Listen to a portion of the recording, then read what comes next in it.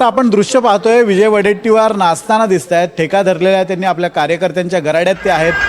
साहजिकच आहे त्यांना तिथे त्यांच्या उमेदवारांचा विजय झालेला आहे। ही दृश्य आपण बघतोय। काँग्रेसनं नागपूर आणि आजूबाजूच्या विदर्भ भागात चांगली कामगिरी केलेली आहे आणि काँग्रेसचा हा जो एकूण 35चा आकडा दिसतोय यातला मोठा भाग हा विदर्भातला आहे। या संदर्भातलं विश्लेषण आपण करत राहणार आहोत। आता ताज्या अपडेट्ससाठी माझे सहकारी सागर आणि वैष्णवीकडे आपण थेट जाणार आहोत। सागर, धन्यवाद विनोद। आणि या निवडणूक निकालाकडे जर आपण पाहायचं झालं तर भाजपनं जोरदार मुसंडी मारल्याचं आपल्याला पाहायला मिळत आहे। भाजप आता 130च्या आसपास खेळताना आपल्याला पाहायला मिळते, तर शिवसेना शिंदे गटानं अर्धशतक पूर्ण केलेलं आहे। त्यामुळे शिवसेना शिंदे गटाचा देखील या ठिकाणी बोलबाला पाहायला मिळतोय। एकंदरीत राज्यभरामध्ये महायुतीनं आपलं वर्चस्व पुन्हा एकदा प्रस्थापित केलंय। जवळपास 7 ते 8 वर्षानंतर या मिनी विधानसभा निवडणुका झालेल्या आहेत।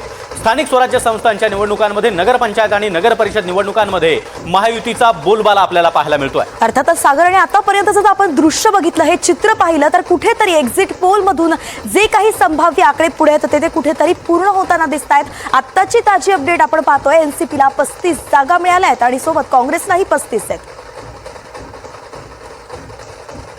आणि या संदर्भात काँग्रेसचे नेते विजय वडेट्टीवार जे आता आपल्याला जल्लोष करताना पाहायला मिळालेले होते, त्यांच्यासोबत बातचीत केली आमच्या प्रतिनिधींनी अभिषेक यांनी। पाहूयात। जिल्ह्यामध्ये दणदणीत विजय झालेले आहेत आणि यासोबत बोलण्यासाठी आपल्यासोबत काँग्रेसचे नेते विजय वडेट्टी आपल्यासोबत आहेत। भाऊ, काँग्रेसच्या जिल्ह्यामध्ये दणदणीत विजय आहे, काय सांगा? हे कार्यकर्त्यांचं यश, नेत्यांचं एकत्र काम करण्याचं यश आहे आणि जनतेचा विश्वास काँग्रेसवर आहे हे एकदा या जिल्ह्यात सिद्ध झालेलं आहे। काय होतं महाराष्ट्रात, किती गेले किती आलेत आम्हाला माहित, जिल्हा हा काँग्रेसचा, हा वाघाचा जिल्हा आहे, वाघावर प्रेम करणारे जिल्हे आहे। डुप्लिकेट वाघाला लोक थारा देत नाही, वाघ ओरिजिनल बघतात। पिंजऱ्यातल्या वाघाला महत्व नसतो, रस्त्याने आणि जंगलात फिरणाऱ्या वाघाला महत्व असतो। हे जनतेच्या लोकांनी, या जिल्ह्यातील लोकांनी दाखवून दिलं आहे आणि सांगितलं टायगर अभी जिंदा आहे। जिल्ह्यामध्ये मुख्यमंत्री असेल, उपमुख्यमंत्री असेल, यांच्या सभा झाल्या होत्या, तरीही मतदारांनी त्यांना पाठ दाखवली।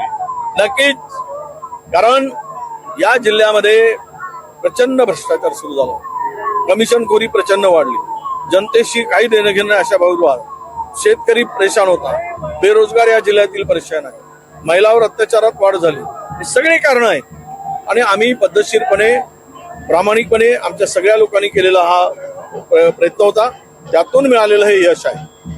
आणि हा प्रचंड यश, हा ब्रह्मपुरीमध्ये 23 पैकी 22 जागा आता या काँग्रेसच्या आलेल्या आहेत। नगराध्यक्ष प्रचंड मताने निवडून आलेला आहे, म्हणजे 11 पैकी 8 जागी काँग्रेस जिंकली आणि एका जागेवर, तेही छोट्याशा नगरपंचायतीमध्ये भारतीय जनता पक्षाला यश मिळालं आहे। याचा अर्थ स्पष्ट आहे की हा जिल्हा काँग्रेसचा आहे, काँग्रेसचा राहणार आणि काँग्रेसचा होता हे जनतेने दाखवून दिला। या निवडणुकीमध्ये भाजपचे नेते मुनगंटीवार असेल किंवा जोरगेवार असेल किंवा बांगडिया असेल, या सगळ्यांना मतदारांनी नाकारलेला आहे। 100% प्रचंड ताकद लावली, प्रचंड पैसा लावला, पण या लोकांनी याला जुमानलं नाही। सत्तेचा वापर प्रचंड केला गेला, पण लोकांनी ठरवलं की हे सब चलेगा नाही, हुकुमशाही दादागिरी चालणार नाही, सत्तेची मस्ती चालणार नाही, सत्तेची गरमी चालणार नाही, हे या निकालाने स्पष्ट केलं। महानगरपालिकेच्या वेळी असं चित्र असेल का? 100% चित्र हे दिसेल। तुम्हाला सांगतो, चंद्रपूर महापालिकेवर काँग्रेसचा झेंडा फडकेल, कोणी रोखू शकणार नाही, हे दाव्यानं सांगतो। काँग्रेस अभिजित आहे म्हणत त्या जिल्ह्यात विजयाचा त्यांनी जल्लोष केलाय। अभिषेक पटोले, एनटी मराठी, चंद्रपूर।